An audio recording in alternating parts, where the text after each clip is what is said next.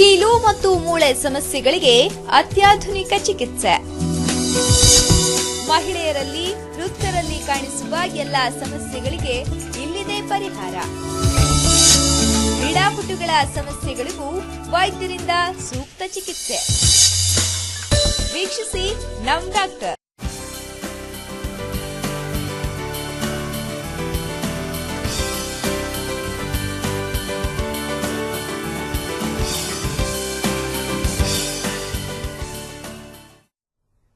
ನಮಸ್ಕಾರ. ನಮ್ಮ ಡಾಕ್ಟರ್ ವಿಶೇಷ ನೇರ ಪ್ರಸಾರ ಕಾರ್ಯಕ್ರಮಕ್ಕೆ ಸ್ವಾಗತ. ನಾನು ಸಬಿತಾ. ನಿಮ್ಮ ಆರೋಗ್ಯದ ಸಮಸ್ಯೆಗಳಿಗೆ ಪರಿಹಾರವನ್ನು ಕೊಡೋ ನಿಟ್ಟಿನಲ್ಲಿ ನಾವು ನಮ್ಮ ಡಾಕ್ಟರ್ ಜೊತೆಗೆ ಬಂದಿದ್ದೀವಿ. ಸೊ ಇವತ್ತು ನಾವು ಮಾತನಾಡ್ತಿರುವಂತಹ ವಿಷಯ ಜಾಯಿಂಟ್ ಪೇನ್, ವಿಶೇಷವಾಗಿ ಮಂಡಿ ಹಾಗೂ ಭುಜದ ನೋವಿನ ಸಮಸ್ಯೆಗಳು ಯಾಕೆ ಬರ್ತವೆ, ಯಾರಿಗೆ ಬರ್ತವೆ, ಹೇಗೆ ಬರ್ತವೆ, ಅದರ ಲಕ್ಷಣಗಳೇನು, ಬಂದ ಮೇಲೆ ಏನು ಮಾಡಬೇಕು, ಇವೆಲ್ಲದರ ಬಗ್ಗೆ ಇವತ್ತು ಚರ್ಚೆ ಮಾಡ್ತೀವಿ.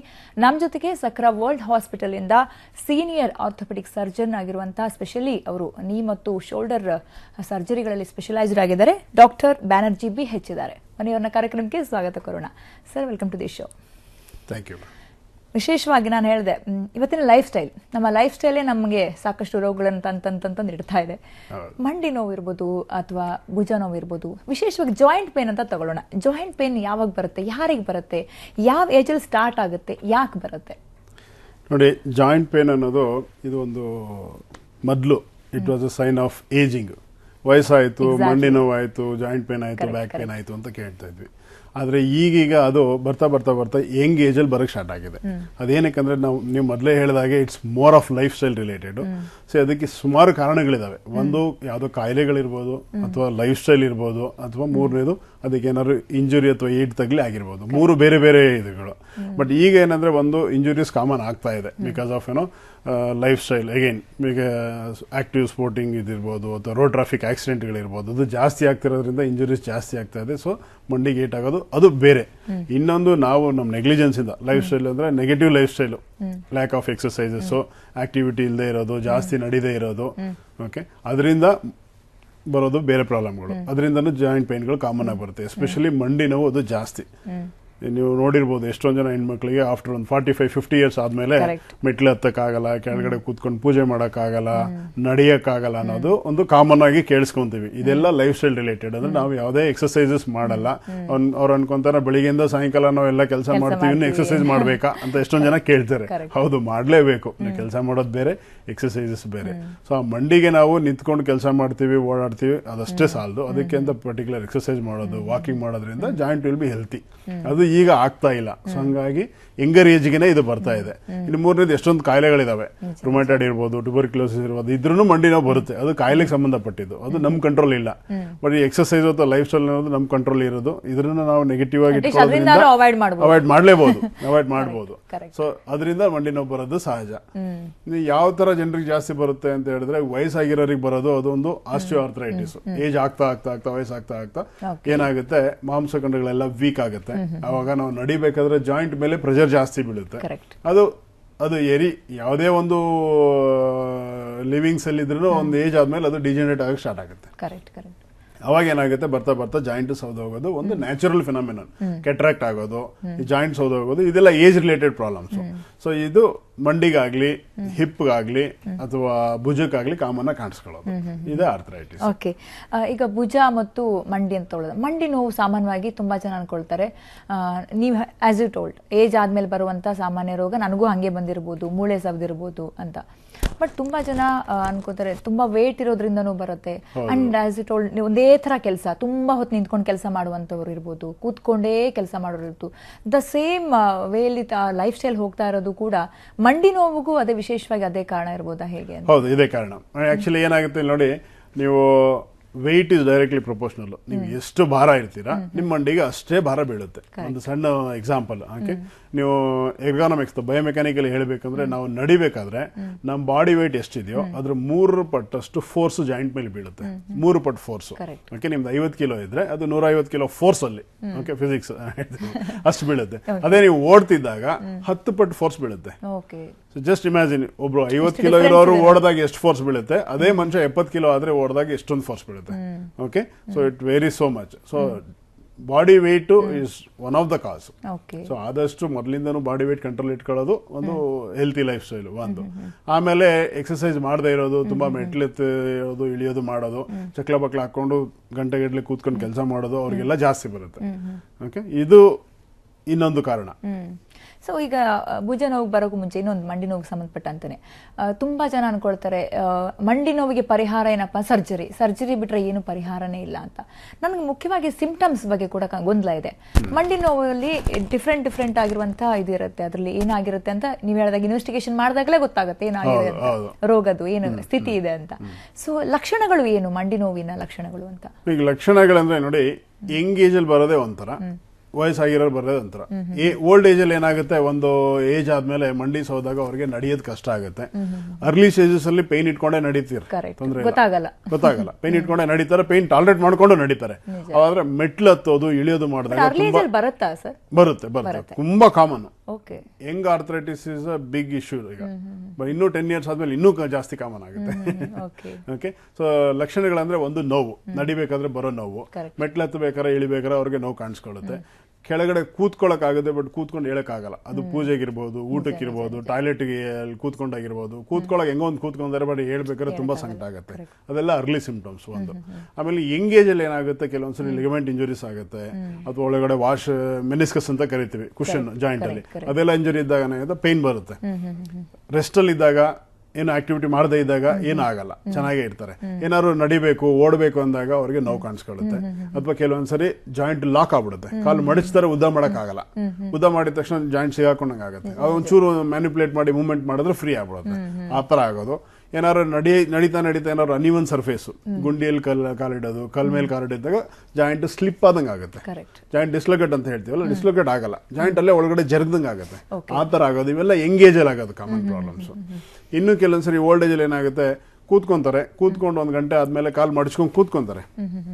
ಕಾಲು ಉದ್ದ ನೀಡಕ್ ಹೋದಾಗ ಕಾಲೆಲ್ಲ ಹೆವಿ ಅನ್ಸೋದು, ಭಾರ ಅನ್ಸೋದು, ಕಾಲಲ್ಲಿ ಪೈನ್ ಕಾಣಿಸ್ಕೊಳ್ಳೋದು, ಒಂದು 15-20 ನಿಮಿಷ ಇರುತ್ತೆ. ಆಮೇಲೆ ಬರ್ತಾ ಸ್ಲೋ ಆಗುತ್ತೆ. ಅದೆಲ್ಲ ಅರ್ಲಿ ಆರ್ಥರೈಟಿಕ್ ಸಿಂಪ್ಟಮ್ಸ್. ಇದು ಇದೆಲ್ಲ ರೋಗ ಲಕ್ಷಣಗಳು. ಭುಜದ ನೋವಿಗೆ ಬರೋಣ. ಭುಜದ ನೋವು ಅಂದಾಗ ತುಂಬಾ ಜನ ನಂಗೆ ಬರ್ನಿಂಗ್ ಸೆನ್ಸೇಷನ್ ಆಗ್ತಿದೆ ಒಂಥರ ಅಂತಾರೆ ಕೆಲವರು ಹೇಳ್ತಾರೆ ಒಂದಿಷ್ಟು ಏನಾದ್ರು ಮಸಾಜ್ ಮಾಡ್ಬಿಟ್ರೆ ಅಲ್ಲಿಗೆ ರಿಲೀಫ್ ಸಿಕ್ಕಂಗಾಗುತ್ತೆ ಅಂತ. ಏನಿದು, ಏನು ಹೇಗೆ ಭುಜದ ನೋವು ಹೇಗೆ ಸ್ಟಾರ್ಟ್ ಆಗುತ್ತೆ ಅಂತ? ನಿಮ್ಮ ಭುಜದ ನೋವು ಅಂದ್ರೆ ಇಟ್ಸ್ ತುಂಬಾನೇ, ಭುಜ is a very complex joint, like other joint. Shoulder joint is very complex joint. ಇದರಲ್ಲಿ ನಿಮಗೆ ಎಷ್ಟೊಂದು ಮಸಲ್ಸ್ ಇದೆ ಸರೌಂಡಿಂಗ್, ಭುಜದ ಸರೌಂಡಿಂಗ್. ಸೊ ನಿಮ್ ಕೈ ಎತ್ತೋದು, ಇದು ಮಾಡೋದು, ಏನೇ ಮಾಡಿದ್ರು ಲೈಫ್ ಲಾಂಗ್ ನೀವು ನಡಿಬೇಕಾದ್ರೂ ಭುಜದಲ್ಲಿ ಆಕ್ಟಿವಿಟಿ ಆಗ್ತಾನೆ ಇರುತ್ತೆ. ಅಪಾರ್ಟ್ ಫ್ರಮ್ ಸ್ಲೀಪಿಂಗ್, ಎಲ್ಲಾ ಆಕ್ಷನ್ ಅಲ್ಲೂ ಭುಜ ಬೇಕು, ಕೈ ಭುಜದ ಮೂವ್ಮೆಂಟ್ ಆಗ್ತಾನೆ ಇರಬೇಕು. ಅಲ್ಲಿ ಏನೇ ಒಂದು ಸಣ್ಣ ತೊಂದರೆ ಆದ್ರೂ, ಏನೋ ಒಂದು ಮಸಲ್ ಅಲ್ಲಿ ಇನ್ಫ್ಲಮೇಷನ್ ಆಯ್ತು, ಅದು ಟೆಂಡಿನೈಟಿಸ್ ಅಂತ ಕರಿತೀವಿ. ಅಥವಾ ಭುಜದ ಸುತ್ತ ಇರೋ ನರಗಳಿಗೆ ಏನಾದ್ರೂ ಒಂಚೂರು ಇರಿಟೇಷನ್ ಆದ್ರೂ ಭುಜದಲ್ಲಿ ನೋವು ಕಾಣಿಸ್ಕೊಳ್ಳುತ್ತೆ. ಕೆಲವೊಂದ್ಸರಿ ಅವ್ರ ಕೈ ಎತ್ತಕ್ಕೆ ಆಗಲ್ಲ. ಅದೆಲ್ಲ ಬೇರೆ ಲಕ್ಷಣಗಳು. ಅಂದ್ರೆ ಬೇರೆ ಬೇರೆ ಕಾರಣಗಳಿದೆ ಭುಜದಲ್ಲಿ. ಒಂದು ಮಾಂಸಖಂಡದಲ್ಲಿ ಇರಬಹುದು. ಮಾಂಸಖಂಡದಲ್ಲಿ ಇನ್ಫ್ಲಮೇಷನ್ ಅಥವಾ ಡಯಾಬಿಟಿಸ್ ಇರೋರಿಗೆಲ್ಲ ಏನಾಗುತ್ತೆ, ಅಲ್ಲಿ ಟೆಂಡಿನೈಟಿಸ್ ಅಂತ ಕರಿತೀವಿ. ಬರ್ಸೈಟಿಸ್, ಲೂಬ್ರಿಕೇಟಿಂಗ್ ಲೇಯರ್, ಅದು ಊದ್ಕೊಳ್ಳಿದ್ರೆ ನೋವು ಬರುತ್ತೆ. ಮಸಲ್ ಟೇರೆ ಆಗೋಗುತ್ತೆ, ಮಾಂಸಖಂಡನ ಹರಿದೋಗುತ್ತೆ. ಆಕ್ಸಿಡೆಂಟ್ ಎರಡು, ಒಂದು ಆಕ್ಸಿಡೆಂಟಲಿ ಆಗ್ಬಹುದು. ಏಜ್ ಆಗ್ತಾ ಅಲ್ಲಿ ಡಿಜೆನರೇಟ್ ಆಗಿ ಏನಾದ್ರು ಒಂದು ಸಣ್ಣದೇನೋ ಎತ್ತಕ್ಕೆ ಹೋಗ್ತಾರೆ, ಅದೇನೋ ಗೊತ್ತಾಗಲ್ಲ ಅವ್ರಿಗೆ. ಒಂದು ಶಾರ್ಪ್ ಪೈನ್ ಬರುತ್ತೆ, ನಿಂತೋಗುತ್ತೆ, ಬಟ್ ಒಳಗಡೆ ಅದು ಟೇರ್ ಆಗಿರುತ್ತೆ. ಅದು ಬರ್ತಾ ಪ್ರೋಗ್ರೆಸಿವ್ ಆಗಿ ಜಾಸ್ತಿ ಆಗುತ್ತೆ. ಅದೇನೋ ಇನ್ವೆಸ್ಟಿಗೇಷನ್ ಮಾಡಿದಾಗಲೇ ಗೊತ್ತಾಗುತ್ತೆ. ಅದು ಇರ್ಬೋದು. ಇನ್ನು ಕೆಲವೊಂದ್ಸರಿ ಫ್ರೋಜನ್ ಶೋಲ್ಡರ್ ಅಂತ ನೀವು ಕೇಳ್ತೀರ ಕಾಮನ್ ಆಗಿ. ಡಯಾಬಿಟಿಕ್ಸ್ ಇರ್ಬೋದು, ಅಥವಾ ಬೇರೆ ಏನಾದ್ರು ಕಾರಣಗಳಿಂದನೂ ಫ್ರೋಜನ್ ಶೋಲ್ಡರ್ ಬರುತ್ತೆ, ಅದು ಇರ್ಬೋದು. ಸೊ ಸುಮಾರು ಕಾರಣಗಳಿದೆ. ಭುಜದಲ್ಲಿ ಏನಂದ್ರೆ, ಈಗ ಮಂಡಿಲಿ ನಾವು ಹೇಳಿದ್ವಿ, ಕಾಮನ್ ಆಗಿ ಬರೋದು ಆರ್ಥರೈಟಿಸ್, ಕಾಮನ್ ಆಗಿ ಕಾಣಿಸ್ಕೊಳ್ಳೋದು ಪೈನ್. ಬಟ್ ಭುಜದಲ್ಲಿ ಆ ತರ ಅಲ್ಲ. ಭುಜದಲ್ಲಿ ಮಸಲಲ್ಲಿ ಪ್ರಾಬ್ಲಮ್ ಇರ್ಬೋದು, ಮಾಂಸಖಂಡದಲ್ಲಿ ಇರ್ಬೋದು, ಮೂಳೆಯಲ್ಲಿ ಇರ್ಬೋದು, ಜಾಯಿಂಟ್ ಅಲ್ಲಿ ಇರ್ಬೋದು, ನರದಲ್ಲಿ ಇರ್ಬೋದು. ಸುಮಾರು ಪಥಾಲಜಿಗಳಿದಾವೆ, ಸುಮಾರು ಕಾಯಿಲೆಗಳು ಅಥವಾ ರೋಗ ಲಕ್ಷಣಗಳಿದಾವೆ. ಬಟ್ ಕಾಣಿಸ್ಕೊಳ್ಳೋದು ನೋವು ಒಂದೇ. ಸೊ ಅದನ್ನ ಕಂಡುಹಿಡಿಯೋದು ತುಂಬಾ ಇಂಪಾರ್ಟೆಂಟ್, ಏನಕ್ಕೆ ಆಗ್ತಿದೆ ಅಂತ. ನಿಜ. ಫ್ರೋಜನ್ ಶೋಲ್ಡರ್ ಅಂತ ಹೇಳಿದ್ರೆ ಏನಿದು? ಹೆಸರು ತುಂಬಾ ಜನಕ್ಕೆ ಗೊಂದಲ ಆಗಿರುತ್ತೆ.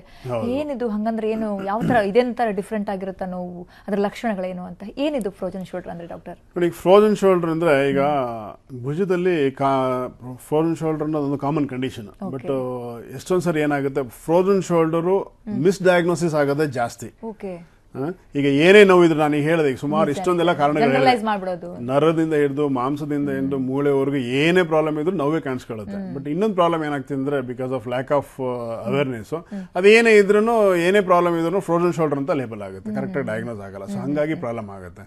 ಸೊ ಫ್ರೋಜನ್ ಶೋಲ್ಡರ್ ಅನ್ನೋದು ಯೂಶಲಿ ಡಯಾಬಿಟಿಕ್ಸ್ ಅಲ್ಲಿ ಹೆಣ್ಮಕ್ಳಲ್ಲಿ 45-50 ಆ ಏಜ್ ಅಲ್ಲಿ ಜಾಸ್ತಿ ಕಾಣಿಸ್ಕೊಳ್ಳುತ್ತೆ. ಹೆಣ್ಮಕ್ಳಲ್ಲಿ ಕಾಣುತ್ತೆ, ಬಟ್ ಹೆಂಗಸರಲ್ಲಿ ಜಾಸ್ತಿ ಕಾಣಿಸ್ಕೊಳ್ಳೋದು. ಸೊ ಏನಾಗುತ್ತೆ, ಆ ಜಾಯಿಂಟ್ ಫ್ರೋಜನ್ ಶೋಲ್ಡರ್ ಅಂತೀವಲ್ಲ, ಭುಜದ ಸುತ್ತ ಇರೋ ಮಾಂಸಖಂಡಗಳು ಮಸಲ್ಸ್ ಎಲ್ಲ ಟೈಟ್ ಆಗೋಗುತ್ತೆ. ಆ ಎಲಾಸ್ಟಿಸಿಟಿ ಕಳೆದೋಗುತ್ತೆ. ಮೀನ್ಸ್ ನಿಮ್ ಬಾಡಿ ಎಷ್ಟು ಮೂವ್ಮೆಂಟ್ ಫ್ರೀ ಆಗುತ್ತೆ, ಆ ಎಲಾಸ್ಟಿಸಿಟಿ ಕಳೆದೋಗುತ್ತೆ, ಅದು ಫ್ರೀಸ್ ಆದಂಗೆ ಆಗುತ್ತೆ. ಅದಕ್ಕೆ it is called frozen shoulder. So surrounding ಇರೋ ಕ್ಯಾಪ್ಸೂಲ್ ಮಸಲ್ ಎಲ್ಲ ಫ್ರೀಸ್ ಆಗ್ಬಿಡುತ್ತೆ. ಸೊ ಅವಾಗ ಮೂವ್ಮೆಂಟ್ ಇರಲ್ಲ. ಇದು ನಿಜವಾದ ಫ್ರೋಜನ್ ಶೋಲ್ಡರ್.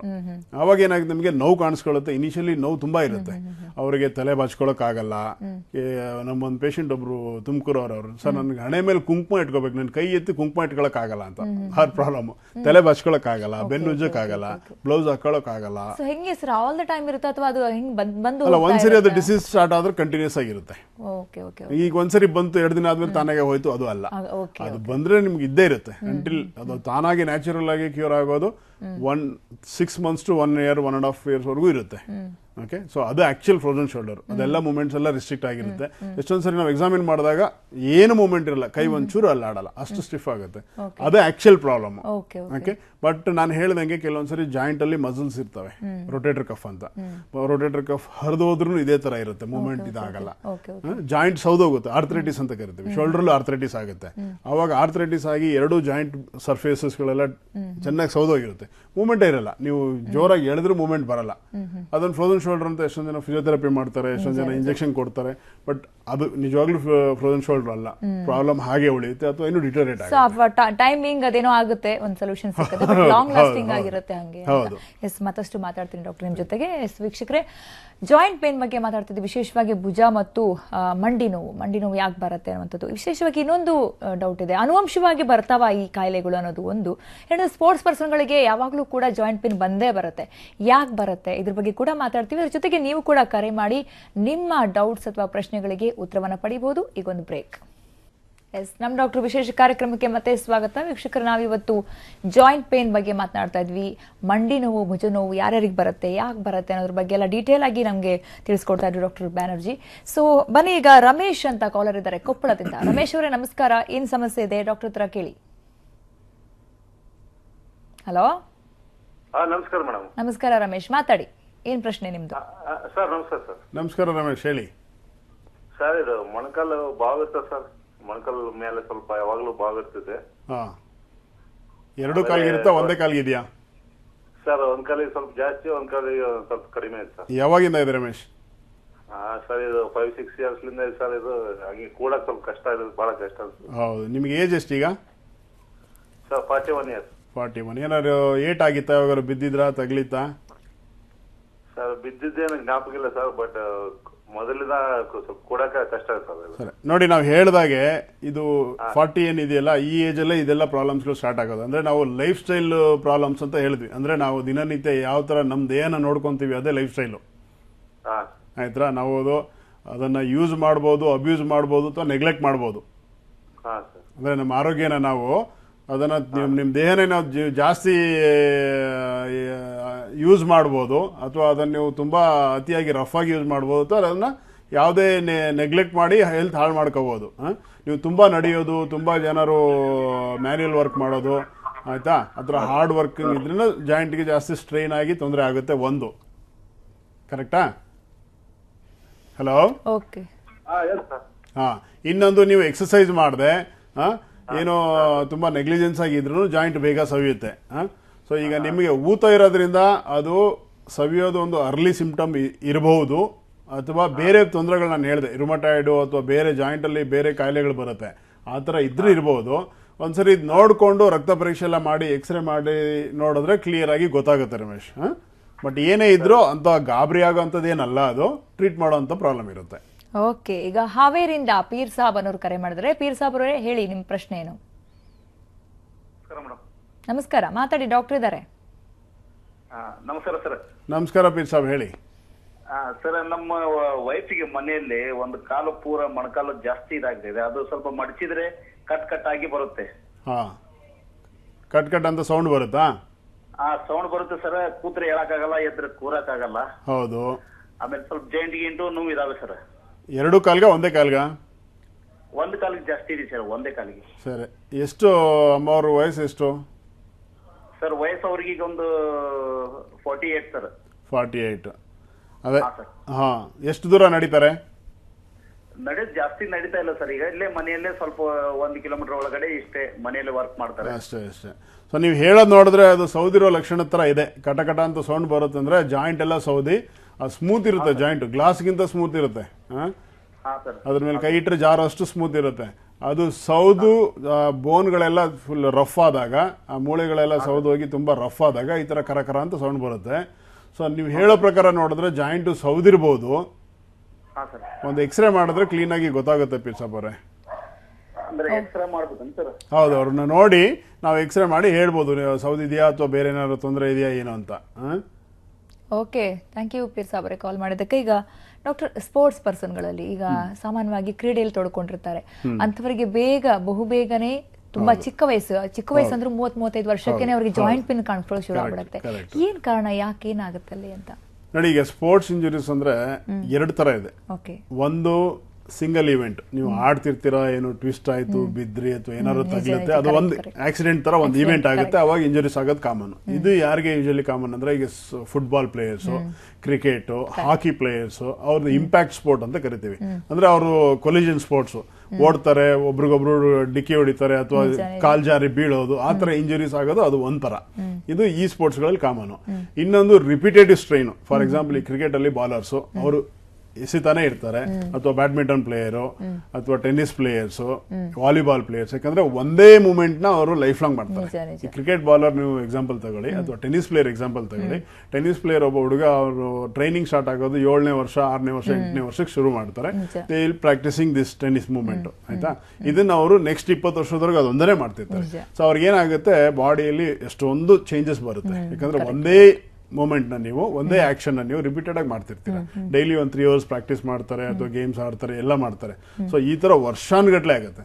ಅವಾಗ ಏನಾಗುತ್ತೆ, ಎಕ್ಸಾಂಪಲ್ ಟೆನ್ನಿಸ್ ಶೋಲ್ಡರ್ ಅಲ್ಲಿ ಎಷ್ಟೊಂದ್ಸರಿ ಆಗುತ್ತೆ ಅವ್ರಿಗೆ ಈ ತರ ಎಕ್ಸ್ಟ್ರಾ ಮೂವ್ಮೆಂಟ್ ಬಂದಿರುತ್ತೆ, ಆಪೋಸಿಟ್ ಮೂವ್ಮೆಂಟ್ ಕಡಿಮೆ ಆಗುತ್ತೆ, ಒಳಗಡೆ ಜಾಯಿಂಟ್ ಅಲ್ಲಿ ಲಿಗಮೆಂಟ್ಸ್, ಬೋನಲ್ಲೂ ಚೇಂಜಸ್ ಬರುತ್ತೆ. ಸೊ ಅದು ಅವ್ರು ಹೆಲ್ತಿ ಆಗಿರೋವರೆಗೂ ಚೆನ್ನಾಗಿರ್ತಾರೆ. ಆಮೇಲೆ ಕೆಲವೊಂದ್ಸರಿ ಅವ್ರ ಕೆಪಾಸಿಟಿ ಮೀರಿ ಅಥವಾ ಅವ್ರ ಶಕ್ತಿ ಮೀರಿ ಇದಾದಾಗ ಇಂಜುರೀಸ್ ಬರುತ್ತೆ.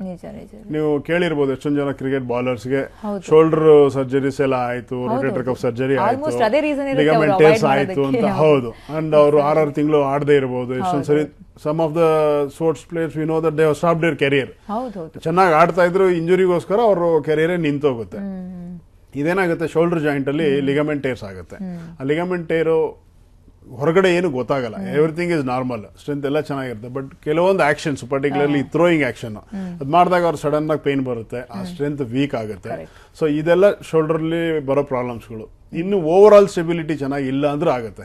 ಈಗ ನಾವು ಕೇಳಿರ್ಬೋದು, ಎಷ್ಟೊಂದು ಜನ ಪ್ಲೇಯರ್ಸ್ ಎಷ್ಟೋ ವರ್ಷ ಆಡಿರ್ತಾರೆ, ಅವ್ರಿಗೆ ಯಾವತ್ತೂ ಹರ್ಟ್ ಆಗಲ್ಲ. ಏನಕ್ಕಂದ್ರೆ ಅವ್ರ ಕೋರ್ ಸ್ಟ್ರೆಂತ್ ಚೆನ್ನಾಗಿರುತ್ತೆ. ಅವ್ರ ಬ್ಯಾಕ್ ಇರ್ಬೋದು, ಸ್ಟಮಕ್ ಇರ್ಬೋದು, ಕಾಲುಗಳಿರ್ಬೋದು, ಶೋಲ್ಡರ್, ಇಂಡಿವಿಜುವಲ್ ಮೇಲೆ ಡಿಪೆಂಡ್. ಎಸ್, ಅವ್ರ ಹೋಲ್ ಬಾಡಿ ಕೋರ್ ಸ್ಟ್ರೆಂತ್ ಅಂತ ಕರಿತೀವಿ. ಅದು ಎಷ್ಟು ಚೆನ್ನಾಗಿ ಮೇಂಟೈನ್ ಮಾಡಿರ್ತಾರೋ ಅವ್ರಿಗೆ ಇಂಜುರಿ ಕಡಿಮೆ. ಈ ಕೆಲವರು ಏನ್ ಮಾಡ್ತಾರೆ, ಒಂದೇ ಒಂದು ಆಕ್ಷನ್ ಬಗ್ಗೆ ಎಕ್ಸರ್ಸೈಸ್ ಎಲ್ಲ ಮಾಡಿದ್ರು ಕೂಡ ಅದು ಇದಾಗಲ್ಲ ಅಂತ. ಅದನ್ನ ಹೇಳಿದ್. ಕೋರ್ ಸ್ಟ್ರೆಂತ್ ಅಂದ್ರೆ ಏನಾಗುತ್ತೆ, ನಿಮ್ಗೆ back muscles, abdominal muscles, pelvic muscles, thigh, calf, shoulder, biceps, triceps proportionate ಆಗಿದ್ರೆ ಅದು ಇಂಜುರಿ ಆಗಲ್ಲ. ಈಗ ಒಂದು ಎಕ್ಸಾಂಪಲ್ ಹೇಳ್ತೀನಿ. ಈಗ ಬರೀ ನಿಮಗೆ ಕಾಫ್ ಅಥವಾ ಹ್ಯಾಮ್ಸ್ಟ್ರಿಂಗ್ ಸ್ಪಾಸಮ್ ಇದ್ರೆ ಅವ್ರು ಥ್ರೋ ಮಾಡಿದಾಗ ಅವ್ರ ಸ್ಪೀಡ್ ಕಡಿಮೆ ಆಗ್ಬಿಡುತ್ತೆ. ನಿಮಗೆ ಕಾಫಲ್ಲಿ ಪೇನ್ ಇದ್ರು ಕೂಡ ಆ ಥ್ರೋಯಿಂಗ್ ಸ್ಪೀಡ್ ಕಡಿಮೆ ಆಗುತ್ತೆ. ಅಥವಾ ಟೆನ್ನಿಸ್, ಬ್ಯಾಡ್ಮಿಂಟನ್ ಅವರಿಗೆ ಅವ್ರು ಏನು ಶೂಟ್ ಮಾಡ್ತಾರಲ್ಲ ಆ ಸ್ಪೀಡ್ ಕಡಿಮೆ ಆಗುತ್ತೆ. ಸೊ ಇದೆಲ್ಲ ಕಾಮನ್ ಪ್ರಾಬ್ಲಮ್, ಅದು ಆಟದ ಮೇಲೆ ಎಫೆಕ್ಟ್ ಆಗುತ್ತೆ. ಎಸ್, ಈಗ ನಾರಾಯಣ್ ಅಂತ ವಿಜಯಪುರದಿಂದ ಕಾಲ್ ಮಾಡಿದ್ದಾರೆ. ನಾರಾಯಣ ಅವರೇ, ಹೇಳಿ ನಿಮ್ ಪ್ರಶ್ನೆ ಏನು? ಹಲೋ, ಮಾತಾಡಿ. ನಮ್ಗೆ ಊಟ ಮಾಡಿದ ನಂತರ ಇದು ಬೆನ್ನು ತುಂಬಾ ನೋವಾಗುತ್ತೆ ಮೇಡಮ್. ಊಟ ಆದ ನಂತರ ಪ್ರಾಬ್ಲಮ್ ಏನ್ ಮೇಡಮ್, ಇದು ಬೆನ್ನು ನೋವು, ಕಾಲ್ ನೋವು. ಆದ್ರೆ ಊಟ ಮಾಡಿದ ನಂತರ ಒಂದು ಅರ್ಧ ತಾಸುಗಡೆ ನಿಂತು ಕೆಲಸ ಮಾಡೋದಾಗಲ್ಲ. ಸರಿ ನಾರಾಯಣ್, ನೀವು ಊಟ ಆದ್ಮೇಲೆ ಅಷ್ಟೇ ಇರುತ್ತೆ, ಬೇರೆ ಟೈಮಲ್ಲಿ ಇರಲ್ಲ ಅಲ್ವಾ? ಇಲ್ಲ ಸರ್, ಇಲ್ಲ. ಸೊ ಇದು ಯೂಶಲಿ ಜಾಯಿಂಟ್ಗೆ ಅಥವಾ ಬೋನ್ಗೆ ಸಂಬಂಧಪಟ್ಟಿದ್ದಲ್ಲ. ನಿಮಗೆ ಗ್ಯಾಸ್ಟ್ರೈಟಿಸ್ ಇರ್ಬೋದು, ಅಸಿಡಿಟಿ ಪ್ರಾಬ್ಲಮ್ ಇರ್ಬೋದು. ಅದು ಏನಾಗುತ್ತೆ, ತುಂಬಾ ಅಸಿಡಿಟಿ ತುಂಬಾ ವರ್ಷದಿಂದ ಇದ್ರೆ ಬೆನ್ನೂವರೆಗೂ ನೋವು ಕಾಣಿಸ್ಕೊಳ್ಳೋದು ಸಹಜ. Okay sir. ಸೊ ನೀವು ಒಬ್ರು ಫಿಸಿಷಿಯನ್ನ ತೋರಿಸೋದು ಒಳ್ಳೇದು. ಓಕೆ ಓಕೆ ಡಾಕ್ಟರ್, ಈಗ ಸರ್ಜರಿ ಅಂತ ತಗೊಳ್ಳೋದು, ಟ್ರೀಟ್ಮೆಂಟ್ ಬಗ್ಗೆ ಬರ್ತೀವಿ. ಅದು ಎಸ್ಪೆಷಲಿ ಸರ್ಜರಿ ಯಾರಿಗೆ ಬೇಕಾಗುತ್ತೆ? ಎಸ್ಪೆಷಲಿ ಕೀ ಹೋಲ್ ಸರ್ಜರಿ ಅಂದ್ರೆ ಏನು, ಯಾಕೆ ಮಾಡ್ತಾರೆ ಅದು? ನೋಡಿ, ಇದು ಒಳ್ಳೆ ಕ್ವಶನ್. ಕೀ ಹೋಲ್ ಸರ್ಜರಿ ಅಂದ್ರೆ ಜಾಯಿಂಟ್ಸ್ಗಳಿಗೆ ನಾವು ಆಪರೇಟ್ ಮಾಡಿದಾಗ ಜಾಯಿಂಟ್ ಒಳಗಡೆ ನಾನು ಹೇಳಿದೆ ಲಿಗಮೆಂಟ್ ಟೇರ್ ಆಗಿರ್ಬೋದು ಅಥವಾ ಕುಷನ್ ಇರುತ್ತೆ ಅದು ಟೇರ್ ಇರ್ಬೋದು, ಮಸಲ್ ಟೇರ್ ಇರ್ಬೋದು ಶೋಲ್ಡರ್ಲಿ ಅಂತ. ಸೊ ಇದನ್ನೆಲ್ಲ ನಾವು ಏನ್ ಮಾಡ್ತೀವಿ, ನೀವು ಲ್ಯಾಪ್ರೋಸ್ಕೋಪಿ ಅಂತ ಕೇಳಿರ್ತೀರಾ. ಲ್ಯಾಪ್ರೋಸ್ಕೋಪಿ ಅಂದ್ರೆ ಏನು, ನಾವು ಹೊಟ್ಟೆನೆ ಓಪನ್ ಮಾಡದೆ ಒಂದು ಹೋಲ್ ಮಾಡಿ ಒಳಗಡೆ ಕ್ಯಾಮ್ರಾ ಹಾಕಿ ಕ್ಯಾಮ್ರಾದಲ್ಲಿ ನೋಡ್ಕೊಂಡು ಮಾಡೋದು. ಸೊ ಇದು ಜಾಯಿಂಟ್ ಅಲ್ಲೂ ಅಷ್ಟೇ, ಅದು ಕೀ ಹೋಲ್ ಸರ್ಜರಿ ಆರ್ಥ್ರೋಸ್ಕೋಪಿ ಅಂತ ಕರಿತೀವಿ. ಅದಕ್ಕೆ ಏನ್ ಮಾಡ್ತೀವಿ, ಜಸ್ಟ್ ಒಂದು 3 ಮಿಲಿಮೀಟರ್ ಟು 4 ಮಿಲಿಮೀಟರ್ ಒಂದು ಹೋಲ್ ಮಾಡಿ ಅದರಲ್ಲಿ ಒಂದು ಪೆನ್ಸಿಲ್ ಟಿಪ್ ಕ್ಯಾಮ್ರಾ ಅಂತ ಕರಿತೀವಿ. ಆ ಕ್ಯಾಮ್ರಾ ಹೋಗುತ್ತೆ, ನಿಮ್ಮ ಮಾನಿಟರ್ ಬರುತ್ತೆ, ಟಿವಿಯಲ್ಲಿ ಬರುತ್ತೆ. ಸೊ ನಾವು ಏನ್ ಪ್ಯಾಥಾಲಜಿ ಇದೆ ಅದನ್ನ ಗೊತ್ತಾಗುತ್ತೆ. ಮೊದಲನೇ ಎಲ್ಲ ಇನ್ವೆಸ್ಟಿಗೇಷನ್ಸ್ ಆಗಿರುತ್ತೆ, MRI ಅಥವಾ ಸ್ಕ್ಯಾನಿಂಗ್, ಆಮೇಲೆ ಪೇಷಂಟ್ ಯಾವ ತರ ಪ್ರಾಬ್ಲಮ್ ಇದೆ ಅನ್ನೋದ್ರಲ್ಲಿ ನಮಗೆ ಯಾವ ಭಾಗಕ್ಕೆ ತೊಂದರೆ ಇದೆ ಅಂತ ಒಂದು ಗೊತ್ತಿರುತ್ತೆ. ಪ್ಲಸ್ ವಿ ಸಿ ಆಲ್ ಇಡೀ ಜಾಯಿಂಟ್ ನಾವು ಕ್ಯಾಮ್ರಾದಿಂದ ನೋಡ್ತೀವಿ. ಅವಾಗ ಏನ್ ಸ್ಪೆಸಿಫಿಕ್ ಪ್ರಾಬ್ಲಮ್ ಇದೆ, ಫಾರ್ ಎಕ್ಸಾಂಪಲ್ ಈ ಮೊಣಕಾಲಲ್ಲಿ ಒಂದು ನರ ಕಟ್ ಆಗಿರ್ಬೋದು, ಲಿಗಮೆಂಟ್ ಟೇರ್ ಇರ್ಬೋದು, ಆ ಲಿಗಮೆಂಟ್ ನ ರಿಪೇರಿ ಮಾಡೋದಿರ್ಲಿ, ಅಥವಾ ಕಾರ್ಟಿಲೇಜ್ ಒಂದು ಸಣ್ಣ ಡ್ಯಾಮೇಜ್ ಇರ್ಬೋದು, ಆ ಕಾರ್ಟಿಲೇಜ್ ನ ನಾವು ಅಲ್ಲಿಗೆ ಗ್ರಾಫ್ಟ್ ಹಾಕೋದಿರ್ಲಿ, ಆ ತರ ಮಾಡಬಹುದು. ಇದು ಕೀ ಹೋಲ್ ಸರ್ಜರಿ ಮೊಣಕಾಲಲ್ಲಿ.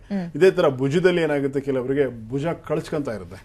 ನೀವು ಬಿಸಾಕಿದ ತಕ್ಷಣ ಏನಾದ್ರು ಸ್ವಿಮ್ಮಿಂಗ್ ಮಾಡಿದ್ವಿ ಅಥವಾ ಬಿದ್ವಿ, ಜಾಯಿಂಟ್ ಡಿಸ್ಲೊಕೇಶನ್ ಆಯ್ತು, ಅದು ಮತ್ತೆ ಮತ್ತೆ ಆಗ್ತಾ ಇದೆ ಅಂತ ಹೇಳ್ತೀವಿ. ಒಳಗಡೆ ಒಂದು ಲಿಗಮೆಂಟ್ ಟೇರ್ ಆಗಿರುತ್ತೆ, ಆ ಲಿಗಮೆಂಟ್ ಹರಿದೋಗಿ ಇದು ಮತ್ತೆ ಹೀಲ್ ಆಗಿರಲ್ಲ. ಸೊ ಅದಕ್ಕೆಲ್ಲ ಏನ್ ಮಾಡ್ತೀವಿ, ಜಾಯಿಂಟ್ ಅಲ್ಲಿ ಕ್ಯಾಮ್ರಾ ಹಾಕಿ ಆ ಲಿಗಮೆಂಟ್ ಅಷ್ಟೇ ನಾವು ಒಳಗಡೆ ಸ್ಟಿಚ್ ಮಾಡ್ತೀವಿ, ರಿಪೇರ್ ಮಾಡ್ತೀವಿ. ಇನ್ನು ನಾನು ಫ್ರೋಜನ್ ಶೋಲ್ಡರ್ ತರ ಮಸಲ್ ಟೇರ್ ಆಗಿರುತ್ತೆ, ಗೊತ್ತಾಗಲ್ಲ ಅಂತ ಹೇಳಿದೆ. ಅದು ರೊಟೇಟರ್ ಕಫ್ ಮಸಲ್ಸ್, ಕೈ ಎತ್ತೋ ಮಸಲು. ಸೊ ಅದು ನಮ್ಮ ಭುಜಕ್ಕೆ ಇಲ್ಲಿ ಬಂದು ಅಟ್ಯಾಚ್ ಆಗಿರುತ್ತೆ, ಅದೇ ನಮ್ಮನ್ನ ಎತ್ತೋದು, ಲಿವರ್ ಆರ್ಮ್ ಆಕ್ಷನ್. ಸೊ ಅದು ಆ ಎಲ್ಲಿ ಅಟ್ಯಾಚ್ ಆಗಿರುತ್ತೆ ಆ ಜಾಗದಿಂದ ಟೇರ್ ಆಗಿರುತ್ತೆ, ಹರಿದೋಗಿರುತ್ತೆ. ಸೊ ಅವ್ರಿಗೆ ಎಷ್ಟೆಷ್ಟು ಟ್ರೈ ಮಾಡಿದ್ರು ಆಗ್ತಿರಲ್ಲ. ಸೊ ಅಲ್ಲಿ ನಾವೇನ್ ಮಾಡ್ತೀವಿ, ಜಾಯಿಂಟ್ ಅಲ್ಲಿ ಕ್ಯಾಮ್ರಾ ಹಾಕಿ ಎಂಡೋಸ್ಕೋಪಿಕ್ ಅಥವಾ ಆರ್ಥ್ರೋಸ್ಕೋಪಿಕ್ ಕೀ ಹೋಲ್ ಸರ್ಜರಿನಲ್ಲಿ ಅದನ್ನ ನೋಡ್ಕೊಂಡು ಅದನ್ನ ಮತ್ತೆ ಮೂಳೆಗೆ ವಾಪಸ್ಸು ರಿಪೇರ್ ಮಾಡ್ತೀವಿ ಅಂತ ಅಟ್ಯಾಚ್ ಮಾಡ್ತೀವಿ. ಇದೆಲ್ಲ ಕೀ ಹೋಲ್ ಸರ್ಜರೀಸ್. ಇದು ಅಡ್ವಾಂಟೇಜ್ ಏನಂದ್ರೆ, ನಾವು ಈಗ ಒಂದು ಜಾಯಿಂಟ್ ನ ಓಪನ್ ಮಾಡ್ಬೇಕಾದ್ರೆ ಅಟ್ಲೀಸ್ಟ್ ಒಂದು ಗೇಣಷ್ಟಾದ್ರೂ ಇನ್ಸಿಷನ್ ಬೇಕು, ಯಾಕಂದ್ರೆ ನಾವು ಮ್ಯಾನ್ಯುಯಲಿ ಕೈಯಿಂದ ರಿಪೇರಿ ಮಾಡ್ಬೇಕಾದ್ರೆ. ಹೌದು. ಸೊ ಅಷ್ಟುದ್ದ ಇನ್ಸಿಷನ್ ಹಾಕೋ ಬದಲು ಒಂದು ಜಸ್ಟ್ ಒಂದು ಫ್ಯೂ ಮಿಲಿಮೀಟರ್ಸ್, 3 ಮಿಲಿಮೀಟರ್ಸ್ 4 ಮಿಲಿಮೀಟರ್ಸ್ ಒಂದು 2-3 ಹೋಲ್ ಬರುತ್ತೆ. ಅದರಲ್ಲಿ ಕ್ಯಾಮ್ರಾದಲ್ಲಿ ನೋಡ್ಕೊಂಡು, and it's all magnified image, ಇನ್ನು ಕ್ಲಾರಿಟಿ ಜಾಸ್ತಿ ಹೌದು, ಅದರಿಂದ ಟ್ರೀಟ್ಮೆಂಟ್ ಕೊಡ್ತಾರೆ. ಅದರಿಂದ ರಿಪೇರ್ ಮಾಡೋದಾಗ್ಲಿ, ಅದನ್ನ ಬೇರೆ ಗ್ರಾಫ್ಟ್ ಹಾಕೋದಾಗ್ಲಿ, ಅದರಿಂದನೇ ಆಗುತ್ತೆ.